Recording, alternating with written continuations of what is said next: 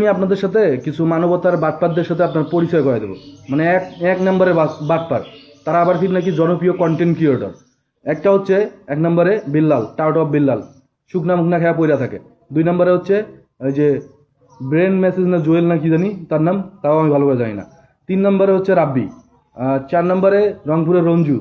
মানে এগুলা হলো মানে ভাই এগুলার যেটা টিম, মানে একটা গ্রুপ, ওরা নিজেরাই নিজেদেরকে রোস্ট করে, নিজেরাই নিজেদেরকে মিন করে ভিডিও বানায়। ভিডিও বানিয়ে কি করে জানেন, আপনাদের কাছে স্বীকৃতি কামায়। মানে আপনাদের কাছে মানে ভালো সাজে, মানে ওরেও আয় ছোট কইরা আপনার কাছে ভালো সাজতে আছে, হ্যাঁ আরে ছোট কইরা আপনার কাছে ভালো সাজতে আছে।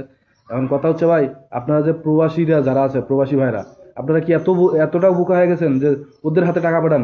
ওরা একটা ভিডিওতে মনে করেন একটা পাবলিকে যদি 1 লাখ টাকা লাগে হেল্প, তারা 5 লাখ 10 লাখ টাকা পায়, বাকি টাকার হিসাব কই যায়? এগুলা কিন্তু আপনারা পান না ভাই। তাই বলবো এগুলা থেকে দূরে থাকুন ভাই। হেল্প কাক কয় জানেন? এই যে সাহায্য কাক কয়, তারপরে মানবতার ফেরিয়ে লাগাদেরকে বলে। একটা হলো কি কয় স্বপ্না, তারপরে হলো ফ্রি মোশন ফিরুজ, তারপরে তহিদ আফ্রিদি ছিল, অনেকেই আছিল আরো, এখন বর্তমান নাই। এই তাদেরকে বলা হয় মানবতার ফেরিয়ালা। তাই আমি বলবো প্রবাসী ভাই এবং বাংলাদেশের যারা সাধারণ পাবলিক আছে, যে যে কোনো ভিডিওতে আপনাদের কাছে হেল্প চাইলে আপনারা হেল্প করেন। আমি বলবো ভাই আপনারা একটু দেখে শুনে বুঝে তাদেরকে টাকা পাঠাবেন। আমি বিল্লালের সাথে কথা বলছি, জুয়েলের সাথে কথা বলছি, সবার সাথে আমার কথা শেষ। রঞ্জু ভাই টাকা ছাড়া কাজ করে না। আমি একজনের কথা বলছিলাম যে ভাই আমার একটা লোক আছে, হেল্প একটু সাহায্য মাহায্য করতে পারবেন? ভাই টাকা লাগবো, তাকে 20,000 টাকা দিলে সে এই ভিডিও বানাবে, তাছাড়া আবার ভিডিও বানাবে না। এই বিল্লালরেও বলছিলাম, তারাও টাকা নিয়ে ভিডিও বানাবে, টাকা ছাড়া ভিডিও বানাবে না। তাই বলবো ভাই, সাহায্য করলে একটু দেখে শুনে করেন। যদি আপনার নিজের হাতে 10টা টাকা সাহায্য করতে পারেন, এটাই অনেক। কারো কাছে আপনার টাকাটা পাঠার দরকার নেই।